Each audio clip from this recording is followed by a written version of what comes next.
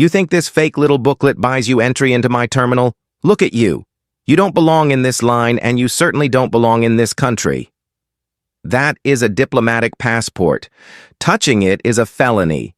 Destroying it is your funeral. Then bury me. He shreds the document. Get this trash out of my sight. He thought he was crushing a nobody.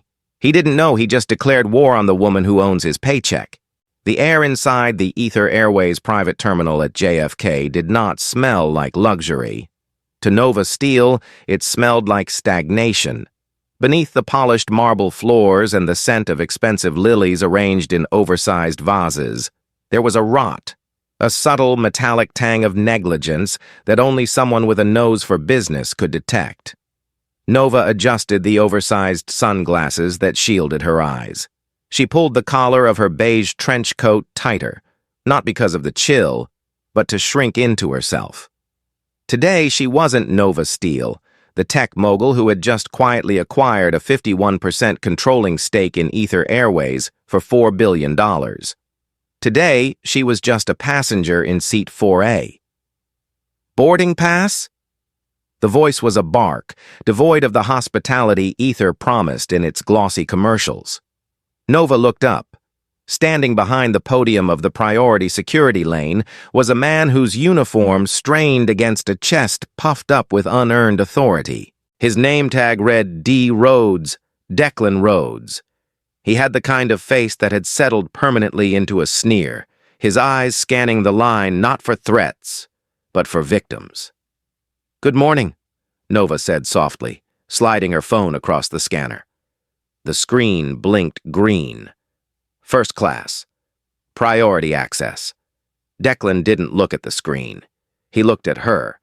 He looked at the vintage scarf wrapped around her hair, the lack of flashy logos on her bag, and the melanin of her skin. He smirked, a quick twitch of the lip that vanished as quickly as it appeared. "Machine's glitching," Declan lied, his voice flat. "Step aside. Random screening." Nova paused. She had watched him wave through 3 people ahead of her, a businessman in a wrinkled suit, a young couple arguing loudly, and a woman carrying a dog that was clearly not a service animal. None of them had been stopped. "The screen turned green," Nova noted, her voice level. "I'm pre-check verified. And I'm the lead agent in charge of this terminal," Declan countered, stepping out from behind the podium. He hooked his thumbs into his belt, looming over her. "The machine is a tool. I am the security. If I say step aside, you step aside, unless you have a problem complying with federal authority." Nova felt the heat rise in her chest. A familiar fire she had learned to control in boardrooms dominated by men who looked exactly like Declan. She saw Mason Wilder, her head of security, tense up from his position 20 feet back in the regular line. He was disguised as a tourist, wearing a ridiculous floral shirt, but his eyes were sharp as flint. Nova gave a microscopic shake of her head. "Stand down." "No problem," Nova said, stepping out of the line. "I have a flight to London in 2 hours. I'd appreciate efficiency." "You'll get what I give you," Declan muttered. He pointed to a stainless steel table off to the side, exposed to the view of every passing traveler. "Bag on the table, unzip everything, shoes off, jacket off." "Is this necessary?" The question came from behind Nova. It was a woman with platinum blonde hair, draped in a white fur coat that looked ridiculous for September. Celeste Vaughn. Nova recognized her from the tabloids, old money, new attitude, and a frequent flyer who treated airport staff like furniture. But today, Celeste wasn't defending Nova. "Some of us actually have places to be," Celeste huffed, checking a diamond-encrusted watch. "If she's a security risk, just detain her, Declan. Don't make the rest of us wait while she unpacks her laundry." Declan offered Celeste a smile that was terrifyingly charming. "Apologies, Ms. Vaughn. We just have to be careful. The cracks in the system let all sorts of refuse filter in." Nova placed her leather weekender bag on the table. It was Italian leather, hand-stitched, worth more than Declan's car, but it was devoid of the gaudy branding people like Celeste needed to recognize value. "Passport," Declan demanded, snapping his latex-gloved fingers. Nova reached into her inner pocket and produced the booklet. It wasn't the standard blue American passport. It was black, diplomatic, issued due to her dual citizenship and her role as an economic envoy for a developing nation, a title she held with pride. Declan took it. He frowned. He flipped it open, looked at the photo, then back at Nova. "What kind of forgery is this?" He laughed, a dry, barking sound. "It is a diplomatic passport," Nova explained, her patience thinning like ice in a desert. "It is fully valid. Scan it, and you will see." "Diplomatic?" Declan scoffed. He held it up for Celeste to see, treating it like a prop in a comedy routine. "You hear that, Ms. Vaughn? We got royalty in the terminal today. Queen of the coach section trying to sneak into the lounge." "Pathetic," Celeste sneered, stepping around the barrier to bypass the line entirely. "Just toss it, Declan. She probably printed it at Kinko's."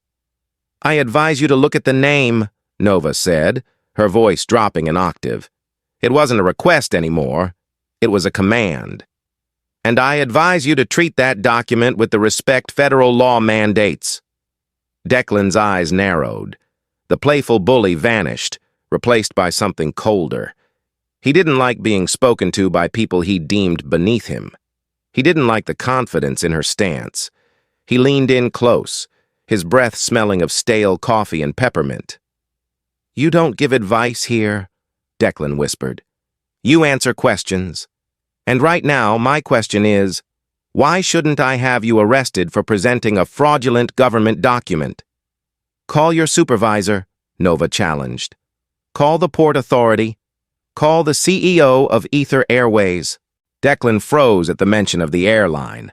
Then a slow, cruel grin spread across his face. "The CEO?" Declan chuckled. "Preston Hale? I was on the phone with Mr. Hale this morning. He's very concerned about unauthorized elements bringing down the quality of our premium services." Nova's internal alarm bells rang. Preston Hale was the outgoing CEO. He was supposed to have been stripped of operational power yesterday. If he was giving orders to terminal security, the rot went deeper than she thought. "Preston Hale is not the CEO," Nova said. "Not as of 8 a.m. this morning." Declan laughed. It was a loud, performative sound that drew the attention of the entire checkpoint. "Hear that? She's crazy, too. Okay, lady, show's over." He gripped the passport in both hands. "Don't," Nova warned. The terminal went silent. The hum of the conveyor belts and the distant drone of jet engines seemed to fade, leaving only the tension radiating from the metal table. Declan Rhodes held the black booklet as if it were a dirty napkin.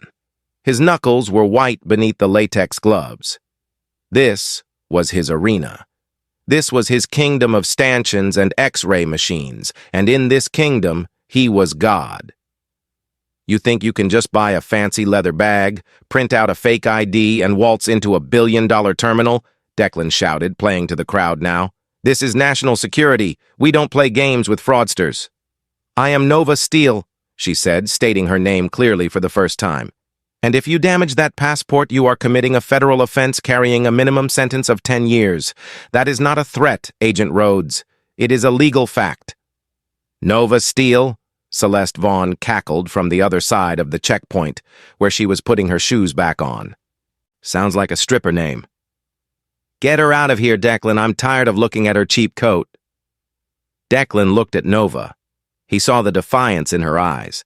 He expected fear. He expected begging. He expected her to plead for a supervisor or cry about missing her flight. But she stood like a statue, her chin tilted up, looking down at him despite being shorter. It infuriated him. It made him feel small, and Declan Rhodes hated feeling small. "Federal offense," Declan mocked, "for disposing of trash?" He clamped his left hand on the binding. He grabbed the data page with his right.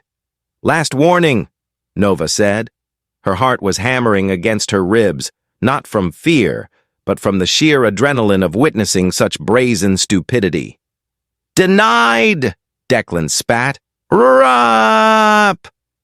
The sound was sickeningly loud. The laminated data page, the one containing her biometric chip and photo, tore away from the binding with a jagged crunch. Nova didn't flinch. She watched the pieces fall to the metal table. Declan wasn't done. He grabbed the rest of the booklet and tore it in half again, struggling slightly against the reinforced paper, his face turning red with exertion until the binding snapped. He threw the confetti of her citizenship onto the floor and dusted his hands. "Oops," Declan smirked. "Looks like you're not flying anywhere. In fact, without ID, you're trespassing in a secure zone." Mason Wilder moved. 20 feet away, Nova saw her head of security step over the barrier, dropping his confused tourist act. His hand went to his waist, where a concealed firearm rested. Nova locked eyes with Mason. She widened her eyes slightly and held up a single palm. "Stop." If Mason intervened now, it would be a brawl. It would be news. Violent struggle at JFK. The narrative would get twisted. She needed this to play out. She needed the full extent of the corruption to expose itself.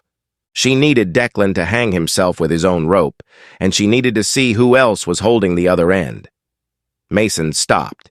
His jaw clenched so hard a muscle feathered in his cheek. He pulled out his phone instead, tapping furiously. He was recording. "Good."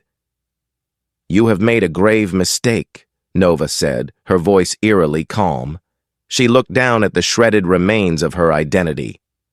"The only mistake was letting you in the building," Declan said. He keyed his radio. "Control, I have a code orange at checkpoint A. Hostile passenger, refusing to comply. Suspected fraudulent documents. Need immediate removal and detention." "Copy that, Rhodes. Sending a team." "You're going to a holding cell," Declan said, stepping into her personal space. "And then, when the police get here, you're going to jail for forgery." "I want my phone," Nova said, reaching for it on the tray. Declan swatted her hand away. "Evidence. It stays here. That is theft. That is civil asset forfeiture until we determine if it was used to commit a crime," Declan improvised, his grin jagged. "Maybe you used it to hack the reservation system." 2 more security guards, hulking men in uniforms that were slightly too tight, arrived, flanking Nova. One of them grabbed her upper arm. "Hands behind your back," the guard grunted. "I can walk," Nova said, shrugging off his grip with a sharp twist of her shoulder. "Do not touch me." The guard looked at Declan. Declan nodded. Let her walk. Let everyone see the walk of shame. Celeste Vaughn was filming now, holding her phone vertically. "Bye-bye, sweetie," she called out. "Try the bus station next time." Nova turned her head slowly, fixing Celeste with a stare that could have frozen magma. "Enjoy your flight, Ms. Vaughn. I have a feeling the service on Ether Airways is about to undergo some dramatic changes." Celeste just laughed. Nova was marched through the terminal, past the staring eyes of travelers, past the duty-free shops, and toward a nondescript gray door marked "Authorized Personnel Only." As she walked, she wasn't thinking about the jail cell. She was thinking about the phone call Declan had mentioned. Preston Hale, the man who had nearly bankrupted the airline, the man the board had assured her was out. He was still pulling strings. Declan Rhodes wasn't just a bad apple. He was a soldier in a coup, and Nova had just walked right into the enemy camp. The holding room was a concrete box that smelled of industrial cleaner and despair. There were no windows, only a flickering fluorescent light strip that buzzed like a dying insect. A metal bench was bolted to the floor, and a single mirror, obviously two-way glass, dominated one wall. Nova sat on the bench, her back straight, her hands folded in her lap. They had taken her bag. They had taken her coat.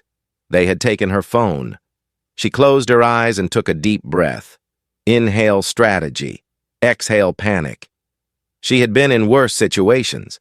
She had negotiated trade deals with warlords in cobalt mines.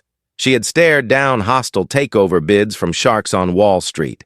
A petty tyrant in a polyester uniform was not going to break her, but the timing was critical. The board meeting was scheduled for 5 p.m. today. It was currently 9:15 a.m. If she wasn't there to sign the final transfer of authority, a clause in the contract allowed the previous administration to retain emergency control for another 90 days. That was the play. It wasn't just racism. It wasn't just a power trip. It was a delay tactic. Preston Hale knew she was coming. He didn't know who she was, perhaps. He had likely never seen her face, as the acquisition was done through shell companies and proxies. But he knew the new owner was arriving today to audit the books. He had instructed his dogs to bite anyone who didn't fit the profile of the old guard. The door buzzed and swung open. Declan walked in, holding 2 cups of coffee. He didn't offer her one.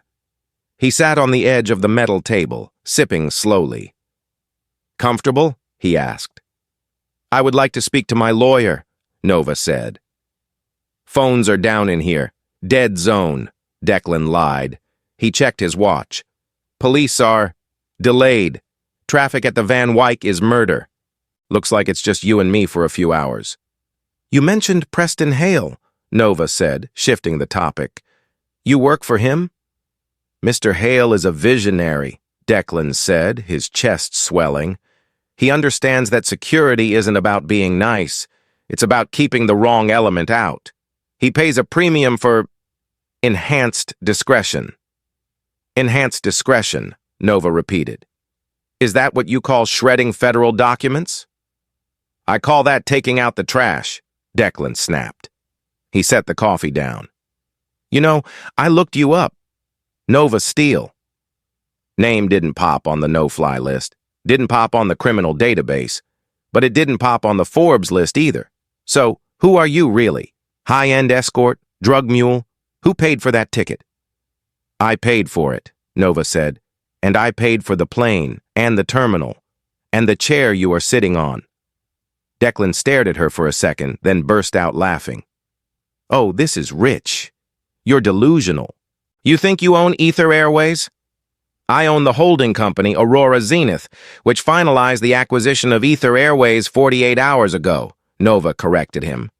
Declan wiped a tear from his eye. "Lady, you are precious. If you owned the airline, you wouldn't be sitting in a detention cell wearing a scarf from last season. You'd be in a limo." "I like to see how my employees perform when they think no one is watching," Nova said. "And you, Declan, are performing beautifully." Declan's smile faded. There was something in her voice, a terrifying certainty, that unsettled him. He stood up, knocking the coffee cup over. Brown liquid spilled across the table, dripping onto the floor. "Shut up," he growled. "You don't talk until I tell you to talk." Suddenly, a muffled vibration hummed through the wall. Declan frowned. He looked at the two-way mirror. "What is that?" It was a rhythmic thumping. Thump, thump, thump, coming from the ventilation shaft near the ceiling. Nova allowed herself a small, icy smile. Mason. Mason Wilder was ex-Special Forces. He wasn't just her bodyguard, he was a ghost. If Declan had thrown her in here, he had left the rest of the terminal unguarded. And Mason knew the schematics of every building Nova entered. "Maybe it's the rats," Nova suggested. "The terminal seems infested with them." Declan slammed his hand on the table. "I'm going to go see what the hell that is. You stay here. Don't move." He stormed out, locking the heavy steel door behind him. As soon as the latch clicked, Nova stood up. She walked to the vent. "Mason," she whispered. The vent cover unscrewed from the inside, rotating silently. It pushed open, and Mason Wilder's face appeared in the shadows of the ductwork. He looked furious. "I'm getting you out," Mason whispered. "I have the footage, every second of it. The rip, the racial slurs, the theft of the phone. It's all in the cloud." "No," Nova whispered back. "Not yet." Mason blinked. "Nova, he's a psycho. We need to end this." If we leave now, it's a security breach. We become the fugitives he claims we are, Nova explained rapidly. I need to stay. I need Preston Hale to show his face. Is he here? I tracked the call logs from Declan's radio, Mason said, holding up a small tablet. Preston is in the executive suite on the 4th floor. He's watching the security feed. He saw Declan rip the passport. He's laughing about it. Good, Nova said, her eyes hardening into diamonds. Let him laugh. Mason, I need you to get to the server room. Declan mentioned enhanced discretion. That means they're likely wiping tapes or falsifying logs to hide embezzlement. Preston isn't just protecting the brand. He's covering a crime scene. You want me to hack the mainframe while you sit in a cell? I want you to bring me everything. Every bribe, every doctored safety report, every illegal directive Preston Hale ever signed. Bring it to me. And what are you going to do? Mason asked. Nova straightened her cuffs. I'm going to wait for the police. And when they arrive, I'm going to make sure the handcuffs go on the right wrists. Declan is coming back, Mason warned, hearing footsteps in the hallway. 2 minutes. Go, Nova commanded. The vent cover slid back into place just as the door handle turned. Declan re-entered, looking flustered. He was holding a piece of paper, a fax. He looked at Nova with a renewed sense of smug superiority. Well, look at this, Declan said, waving the paper. A fax from the State Department. Apparently there is a Nova Steele listed as a diplomat.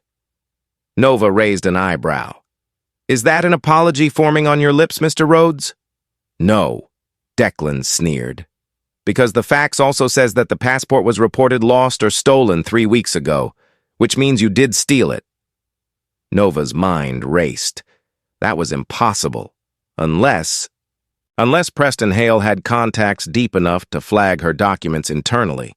This was a setup, a trap designed to keep the new CEO tied up in bureaucratic hell while the old regime looted the company one last time. So now, Declan grinned, pulling a pair of zip ties from his belt. You're not just a trespasser. You're a national security threat. Stand up and turn around. Nova stood up. She didn't turn around. You really should check your sources, Declan, she said softly. Turn around, he shouted, stepping forward. I am giving you one last chance to save your career, Nova said. Declan lunged for her arm. At that moment, the overhead lights turned red. An alarm began to blare throughout the facility. Whoop, whoop, security breach in server room B. Declan froze. What did you do? Me? Nova asked innocently. I've been here the whole time. But she knew the game had changed. Mason was in the system. The war had begun. The red emergency lights strobed against the concrete walls of the holding cell, turning Declan Rhodes' face into a mask of crimson panic. The rhythmic whoop, whoop of the alarm was deafening, a heartbeat of pure chaos that seemed to shake the very foundations of Terminal 4. Declan's hand hovered over his holster, his eyes darting from the locked door to Nova, who stood perfectly still in the center of the room. She looked less like a prisoner, and more like the eye of the storm. Sit down! Declan screamed over the siren. I said sit down! Your control is slipping, Declan, Nova said, her voice cutting through the noise with chilling precision. That alarm isn't for a fire. It's for a digital breach. Someone is tearing your fortress apart from the inside out. Declan grabbed his radio, his fingers fumbling with the transmit button. Control! Status report! Why aren't the maglocks engaging? Static crackled back, followed by a voice laced with terror. Sir, we're locked out! The system is rebooting itself. We've lost camera feeds on levels 3 and 4. The elevators are frozen. It's a hack, Declan muttered, sweat beading on his forehead. He whirled on Nova. Who are you working with? Who is in my system? I told you, Nova said, taking a slow step forward.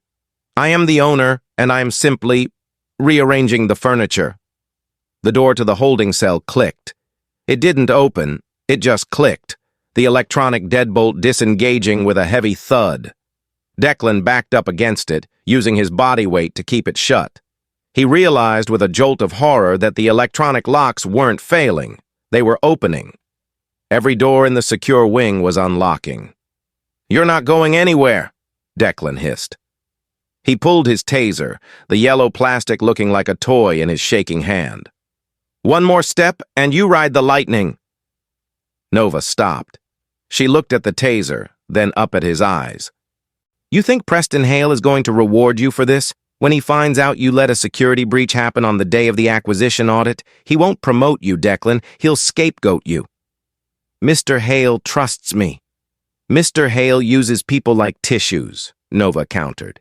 "And you are looking very disposable right now." The radio crackled again.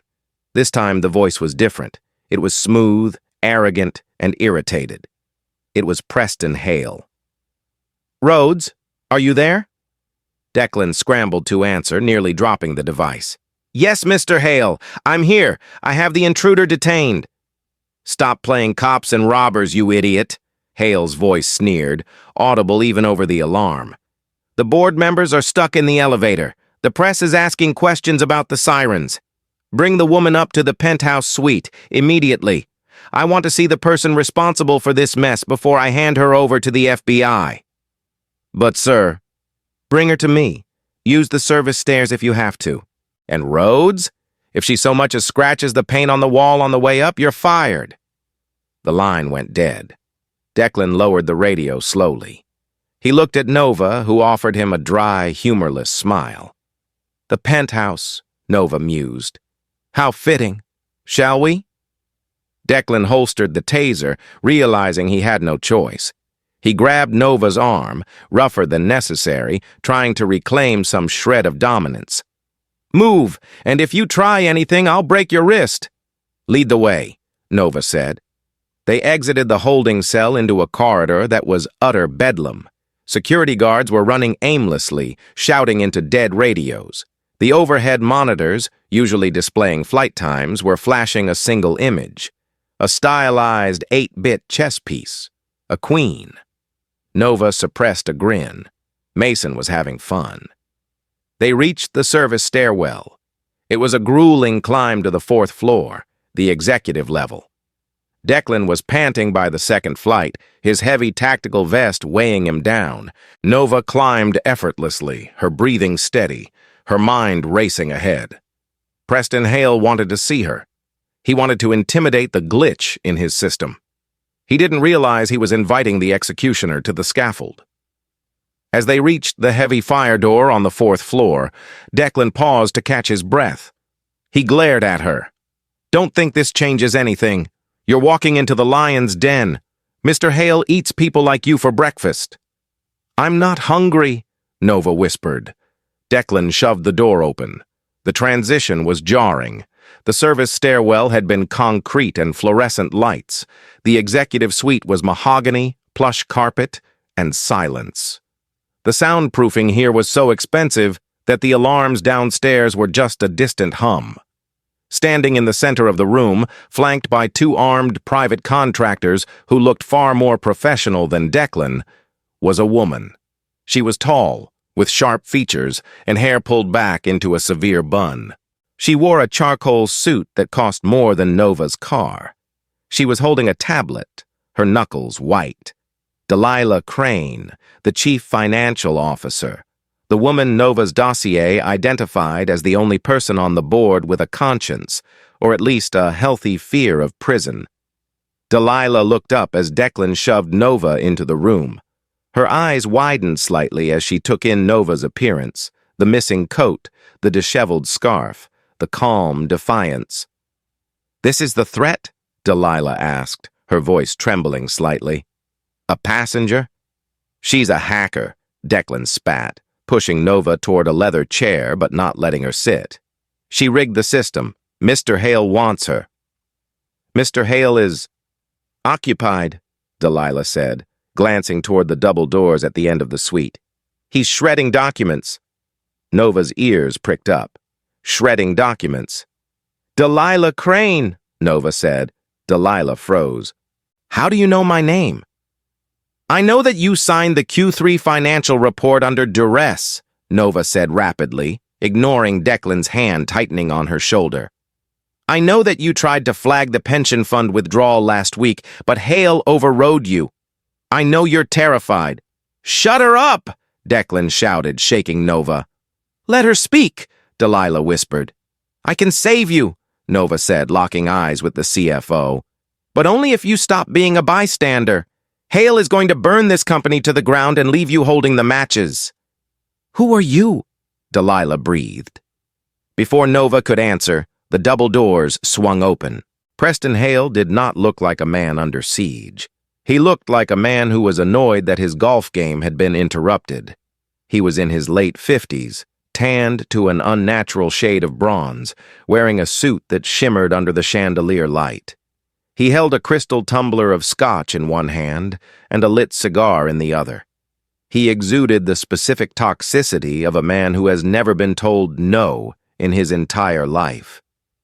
He walked into the room, ignoring Delilah, ignoring the armed guards, and fixed his gaze on Declan. Rhodes, Hale drawled. You look terrible. Tuck your shirt in.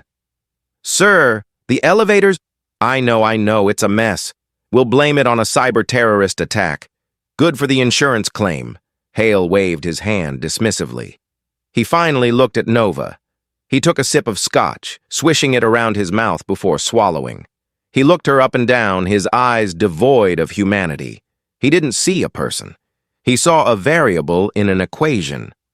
So, Hale said, you're the little glitch, the one with the fake passport. It was real, Nova said. It's confetti now, Hale smiled, which makes you a nobody, a ghost. You don't exist in my system. You don't exist in the country. You are a non-entity. He walked over to his desk, a massive slab of black obsidian, and sat down. He opened a drawer and pulled out a heavy silver pistol. He placed it on the desk, right next to his scotch.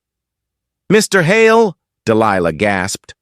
Quiet, Delilah, Hale snapped. We are in crisis management mode. He looked back at Nova. Here is what I think happened. I think you are a corporate spy sent by Zenith Capital. I think you came here to plant bugs, maybe steal some IP before the acquisition goes through tonight. And I think you got caught by my diligent, if incompetent, head of security. I am not a spy, Nova said. It doesn't matter what you are, Hale sighed. What matters is that you have seen things. You have heard things. And now you have caused a scene. He tapped a finger on the gun. Rhodes, Hale said. Yes, sir? Declan straightened up. Take her to the sub-basement, the old cargo storage meant for hazardous materials. Lock her in Unit 4. Declan paled. Sir, Unit 4 is airtight. The ventilation is broken. I know, Hale said, taking a drag of his cigar. It's a tragedy. A trespasser gets lost in the restricted tunnels, locks herself in a defunct storage unit. By the time we find her next week, it'll be a regrettable accident. The room went deadly silent. Delilah Crane dropped her tablet. It hit the floor with a crack. Preston, you can't— That's murder. It's corporate restructuring, Hale corrected. Rhodes, do you want to keep your job? Do you want that pension I promised you? Declan looked at the gun. He looked at Hale. He looked at Nova. He was a bully. He was a racist. He was a small, petty man. But murder? Cold-blooded, premeditated murder? Nova watched the struggle on Declan's face. She saw the fear. But she also saw the greed that had made him rip up her passport, the greed that made him feel powerful. Declan set his jaw. He grabbed Nova's arm again, tighter this time. Let's go. No, Nova said. She didn't shout it. She said it with the weight of an anvil. She shook Declan off. It wasn't a violent move, but it was so sudden, so authoritative that Declan stumbled back. Preston Hale, Nova said, her voice filling the room. You are looking for a spy from Zenith Capital. You are looking for the new owner. She reached into her bra, the only place they hadn't searched, and pulled out a small, folded piece of paper. It wasn't a passport. It was a receipt, a transaction confirmation code printed on thermal paper. She slammed it onto the obsidian desk right next to the gun. "I am not the spy," Nova said. "I am the bank." Hale frowned. He picked up the paper.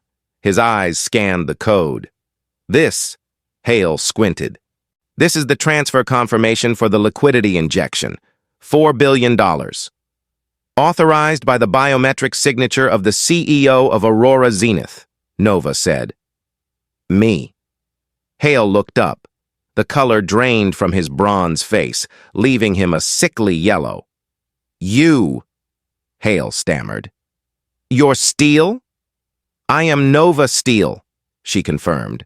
"And I have been recording audio since I entered this room. I have you on tape conspiring to commit murder. I have you on tape admitting to insurance fraud." Hale stared at her. His hand twitched toward the gun. "Don't," Nova warned. "Look at the window." Hale turned his head. Outside the floor-to-ceiling glass of the penthouse suite, a drone was hovering. It was sleek, black, and its camera lens was pointed directly at Hale. A red recording light blinked steadily. "My security team is streaming this feed to a private server," Nova lied. Or maybe she wasn't. Mason was good. "And to the NYPD." Hale looked back at her. The arrogance was gone, replaced by the cornered ferocity of a rat. "Rhodes!" Hale screamed, grabbing the gun himself. "Shoot her! Shoot her now!" Declan fumbled for his weapon, confused, terrified, caught between two titans. "Declan!" Nova shouted, pivoting to face him. "He is done! Look at him! He's finished! If you draw that weapon, you go down for life. If you stand down, you might just get a plea deal." Declan looked at Hale, who was waving the pistol like a madman. He looked at Nova, who stood unarmed but invincible. Declan stammered. "Kill her, you useless moron!" Hale roared, thumbing the safety off his pistol. "Or I'll kill you both!" Crash. The double doors behind them didn't just open, they exploded inward. The wood splintered as the heavy boot of Mason Wilder connected with the lock. He burst into the room, not as a tourist in a floral shirt, but as a whirlwind of tactical violence. He held a suppressed pistol in a low-ready position. Behind him were two Port Authority police officers, their weapons drawn. "Police! Drop the gun!" the officer screamed. Preston Hale didn't drop it. He swung the barrel toward Nova. It happened in slow motion. Nova saw the tension in Hale's finger. She didn't dive. She didn't scream. She grabbed the heavy crystal decanter of scotch from the desk and swung it with all the force of her rage. Crack! The crystal shattered against Preston Hale's wrist just as the gun went off. The bullet went wide, shattering the window behind them. A spiderweb of cracks obscured the view of the tarmac below. The gun flew from Hale's hand, skittering across the carpet. Hale screamed, clutching his broken wrist, falling back into his leather chair. "Secure him!" Mason shouted. The officers swarmed. One tackled Hale, forcing his face into the plush carpet he had paid for with stolen money. The other trained his weapon on the private contractors, who immediately threw their hands up, dropping their rifles. They weren't paid enough to die for Preston Hale. Declan Rhodes stood frozen in the middle of the room. He looked at the police. He looked at Nova. He looked at his own hands. Slowly, very slowly, he sank to his knees. He placed his hands behind his head. He was crying. Silent, ugly tears of a man who realized his kingdom was made of sand. Nova stood over the desk, breathing hard. Her hand was wet with scotch and glass dust. She carefully picked a shard of crystal out of her palm. Mason rushed to her side, holstering his weapon. "Nova, are you hit?" "I'm fine," Nova said, her voice steady, though her knees felt like water. She looked at Mason. "Good timing." "I hit traffic," Mason joked weakly, his eyes scanning her for injuries.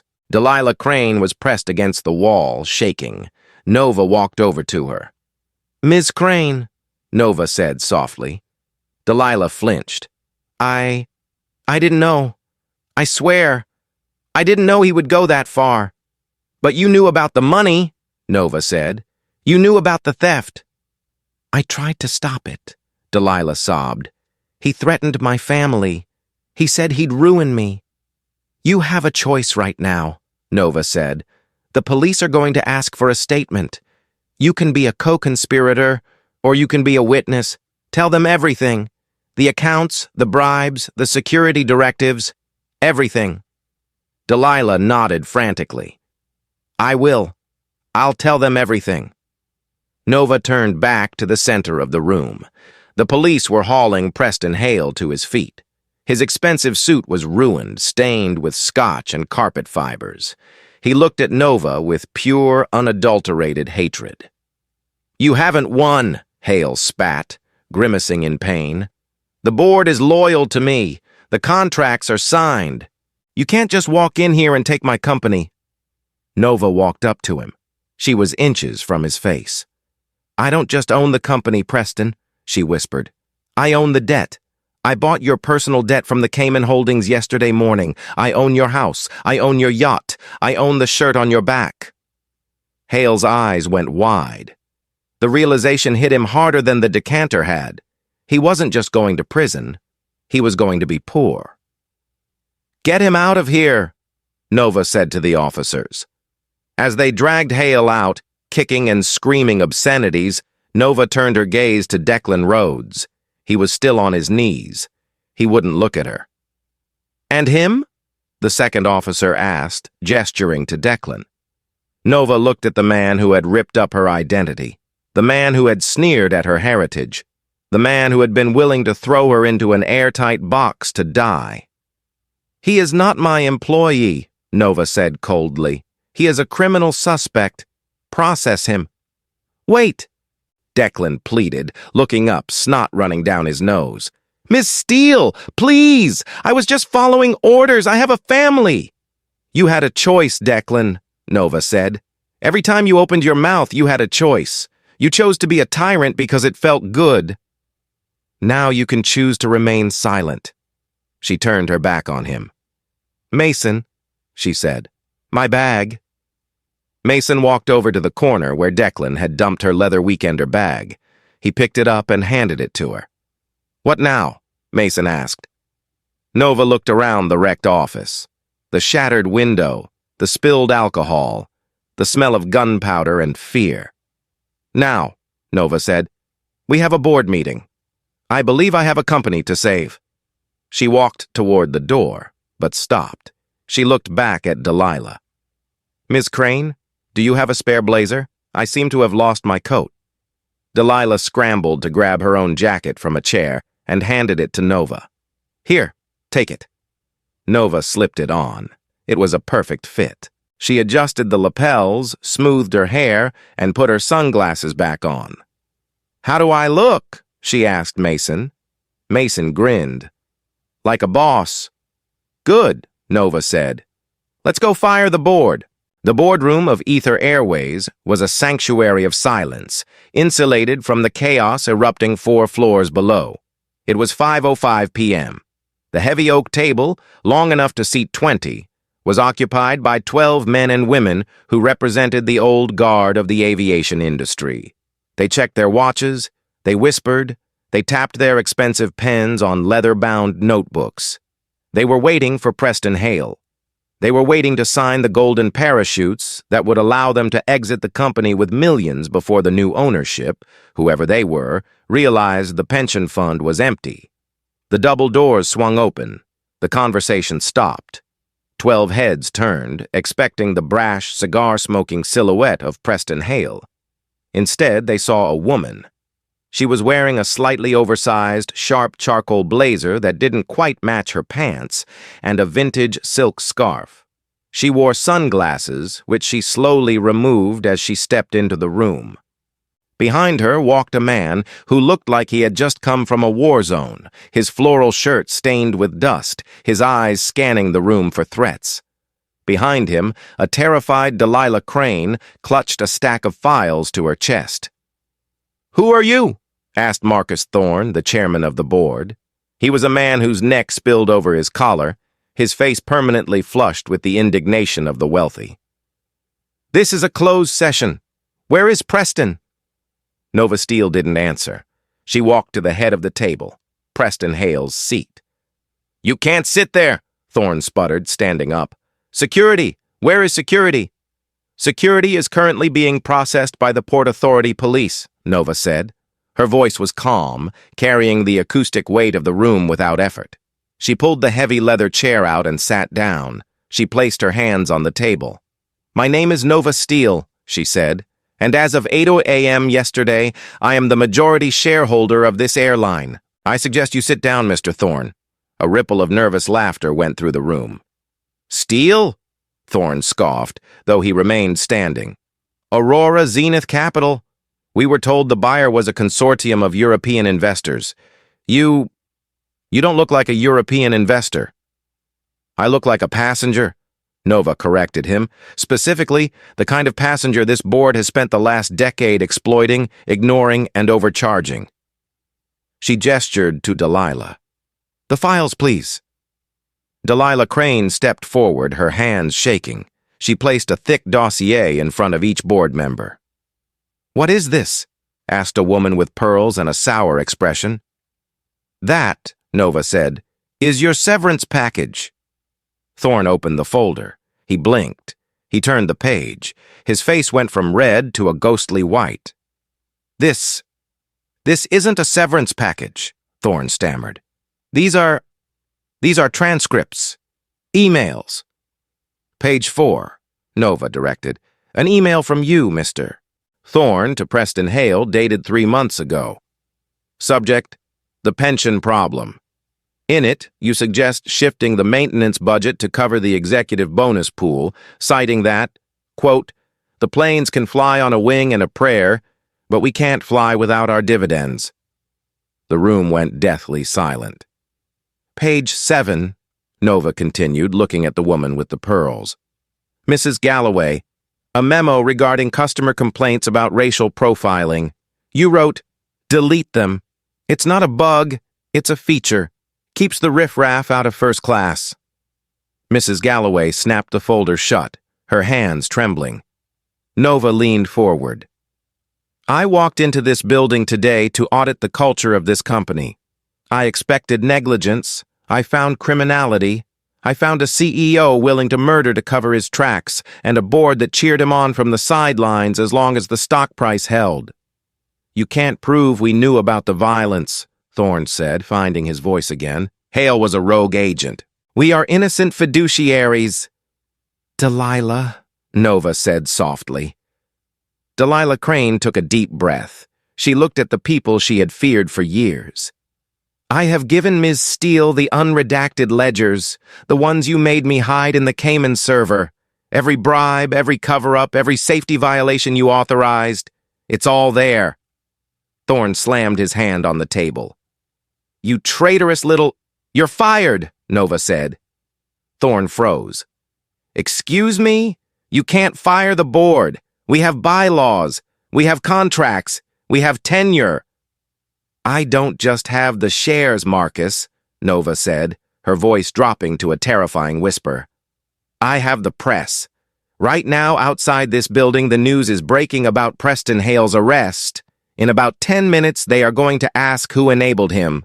She stood up. "You have 2 choices. Option A, you resign immediately, forfeiting all bonuses, stock options, and severance, and you pray that I don't hand these dossiers to the district attorney. Option B, you fight me. I release these emails to the public tonight. You go to prison, you lose your fortunes, and your names become synonymous with corporate greed for the next century." She looked around the table. "Who wants option B?" Silence. Absolute, crushing silence. One by one, the board members looked down. The woman with pearls began to weep softly. Thorne slumped into his chair, a defeated heap of expensive fabric. "Good," Nova said. "Mason, collect their badges. Escort them out of the building. They are not to touch their computers. They are not to speak to staff. They are to leave." Mason stepped forward, holding out a plastic bin. "Badges, in the bucket. Now." It was a slow procession of shame. The titans of industry, the untouchables, stripped of their plastic access cards, and marched out of the room they had ruled like kings. When the last of them was gone, the room was empty except for Nova and Delilah. Nova walked to the window. She looked down at the tarmac, where police lights were still flashing. "What about me?" Delilah asked, her voice barely a whisper. "Am I fired too?" Nova turned. She looked at the woman who had handed her the jacket off her back, the woman who had finally found her spine when it mattered. "You hid the crimes," Nova said. "That makes you complicit." Delilah nodded, tears streaming down her face. "I know. I'm ready to go." "But," Nova continued, "you also saved the evidence. You didn't destroy it. Which means, somewhere inside you, you wanted this to stop." Nova walked back to the table and picked up a single file. "I am appointing you interim CEO," Nova said. Delilah's jaw dropped. "What? After everything? Why?" "Because you know where the bodies are buried," Nova said, "and for the next 6 months your job is to dig them up. Every single one. You are going to help me clean this company, Delilah. You are going to work harder than you have ever worked in your life. And if you lie to me even once, the deal is off." Delilah straightened up. She wiped her face. "I won't let you down." "I know," Nova said.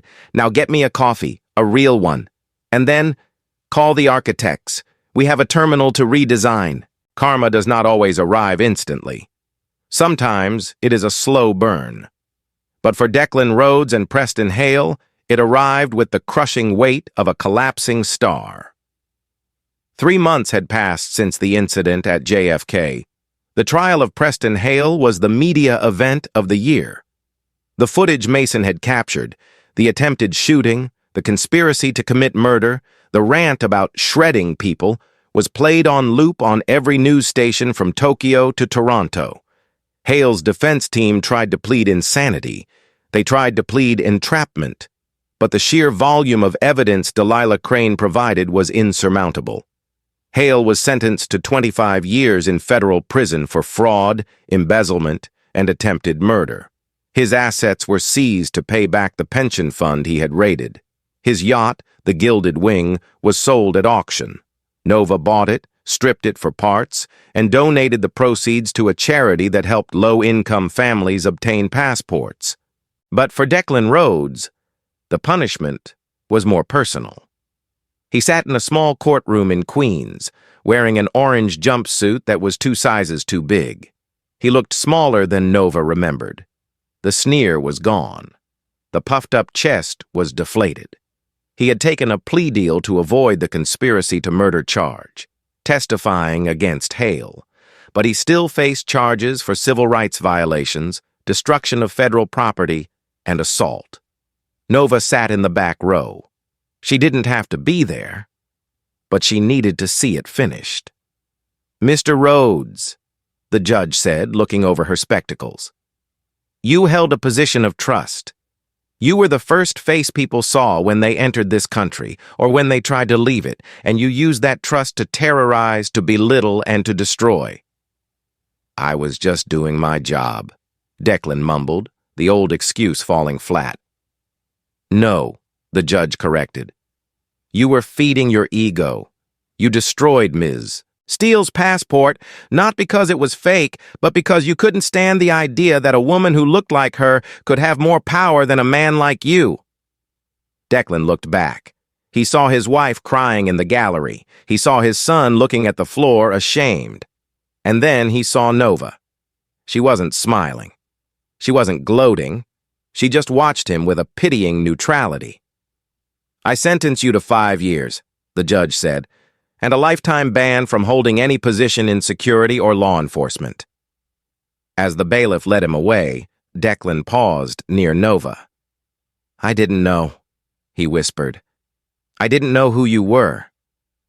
"That is the problem, Declan," Nova said softly. "You shouldn't have to know who someone is to treat them like a human being."